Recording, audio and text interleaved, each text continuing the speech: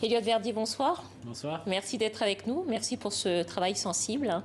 Alors, vous avez voulu photographier les traumatismes de guerre. Comment est-ce qu'on s'y prend pour photographier ce qui est invisible ? Justement, ça a été une grande question pour moi. Et c'est pour ça que j'ai mené d'abord un premier voyage sans forcément prendre d'images. J'avais même pas pris mon appareil avec moi. Vous y êtes allé 3 fois, c'est ça, hein ? Oui, j'y suis allé 3 fois. Donc la première fois en 2018, où j'ai pas fait d'images, c'était vraiment pour rencontrer les personnes sur place et aussi pour me défaire de l'image qui m'était parvenue et qui était préconçue en fait. Et donc du coup d'avoir interrogé ces personnes-là, je me suis rendu compte que la nuit revenait assez régulièrement dans leurs témoignages.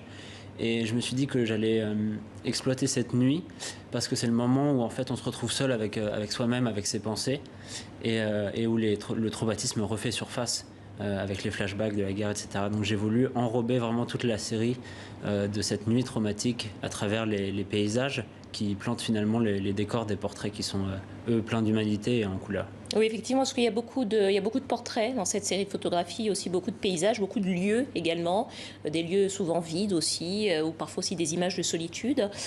Pour photographier toutes ces personnes qu'on voit là à l'image, vous avez évidemment dû entrer dans leur intimité, puisqu'on parle de traumatisme, on parle de tristesse, on parle de solitude.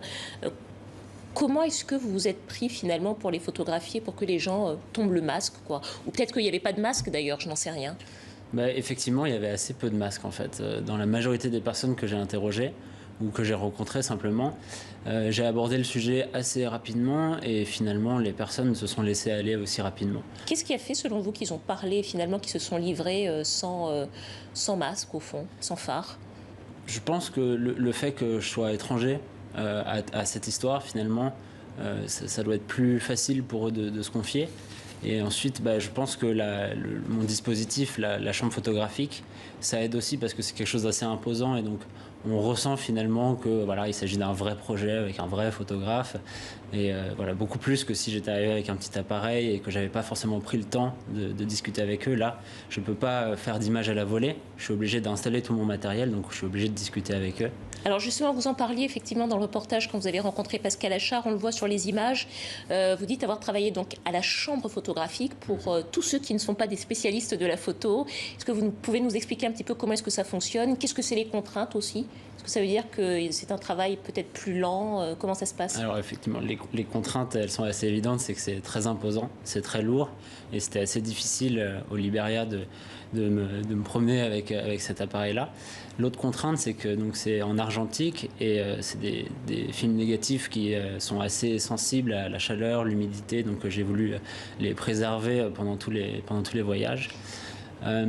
Ensuite, ça fonctionne vraiment image par image, où à chaque fois j'ai un châssis que je dois insérer à l'arrière de l'appareil. Et ensuite, c'est des temps de pause qui sont assez longs. 1 seconde, bon, ça paraît pas très long comme ça, mais finalement, ça doit vraiment être posé. Les personnes ne doivent pas du tout bouger pendant ce temps-là. Mais qu'est-ce que ça apporte finalement au travail photographique de procéder avec la chambre ? Ça apporte plusieurs choses. Alors déjà, ça apporte le moyen de pouvoir approcher les personnes plus facilement.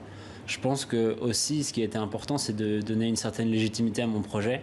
Et pour ça, c'était important que les personnes adhèrent et acceptent de poser pour finalement une cause qu'ils défendaient assez unanimement d'ailleurs. Et en ça, c'était pour moi une évidence de faire ce travail. Et techniquement, ça permet peut-être d'avoir une image ou une photo, un autre grain d'image ou de photo Évidemment, après le grain est assez différent et puis il y a une possibilité de faire des très grands tirages. Il y a une qualité qui est indéniable de la chambre, c'est sûr. Et qui permet aussi notamment de filmer la nuit. Je crois que vous avez beaucoup travaillé la nuit, c'est ça ? Alors, j'ai pas forcément photographié la nuit, mais plus finalement la journée. Après, avec quelques méthodes de post-production aussi, j'ai voulu justement ternir ces images noires et blancs pour rendre compte de cette nuit traumatique. Alors, vous avez suivi avec nous, Elliott, le début du journal.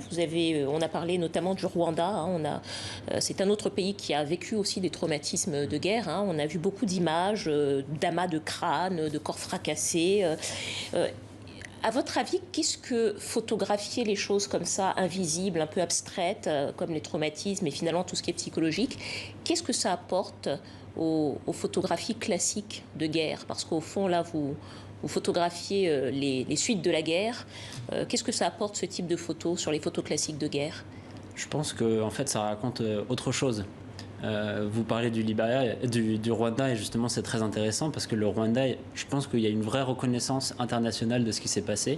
Aujourd'hui, les gens savent qu'il y a eu un génocide, les Hutus, les Tutsis.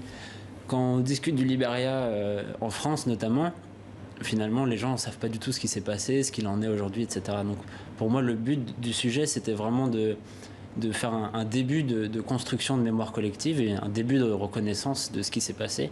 Et je pense que c'est ce qui manque cruellement finalement aux Libériens et Libériennes.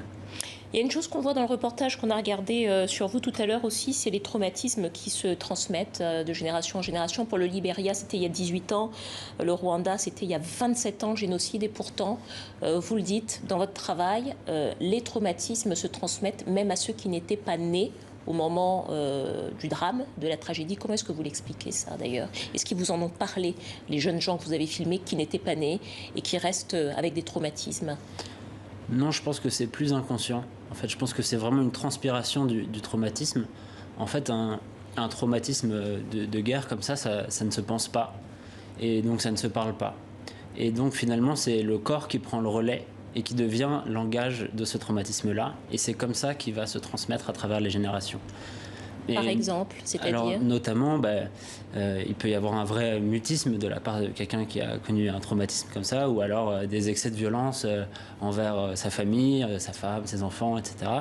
Et si on a connu des violences enfants, et ça finalement se répercute sur notre comportement aujourd'hui. Et donc c'est comme ça que le traumatisme vit vraiment, je pense, inconsciemment dans le comportement des gens. Elliot Verdier, merci beaucoup. Vous êtes photographe français, vous êtes donc allé 3 fois au Libéria pour cette série de photos sur les traumatismes de la guerre civile. Merci à vous pour ce travail sensible et merci d'être venu nous en parler sur le plateau du Journal Afrique. On attend le livre de l'exposition, c'est à paraître dans les mois à venir.